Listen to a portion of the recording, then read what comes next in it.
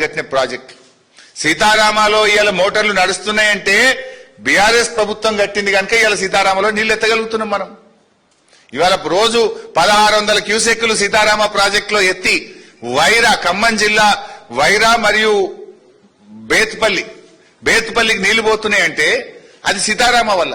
మంచినీళ్లు యాక్చువల్లీ ఇప్పుడు సీతారామ కట్టుండకపోతే ఖమ్మం జిల్లాకు మంచినీళ్లు కూడా దొరకని పరిస్థితి ఉంటుండే.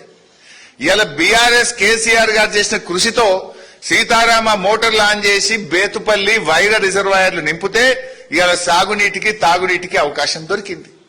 కట్టిన ప్రాజెక్ట్ సీతారామలో ఇవాళ మోటార్లు నడుస్తున్నాయంటే బీఆర్ఎస్ ప్రభుత్వం కట్టింది కనుక ఇవాళ సీతారామలో నీళ్లు ఎత్తగలుగుతున్నాం మనం. రోజు 1600 క్యూసెక్కులు సీతారామ ప్రాజెక్టులో ఎత్తి వైరా ఖమ్మం జిల్లా వైరా మరియు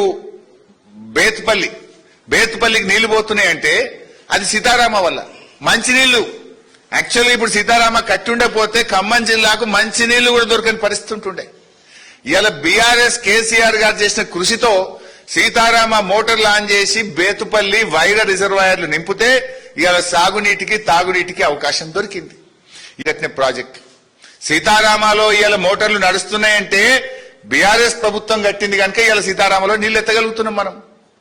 ఇవాళ రోజు 1600 క్యూసెక్కులు సీతారామ ప్రాజెక్టులో ఎత్తి వైరా ఖమ్మం జిల్లా వైరా మరియు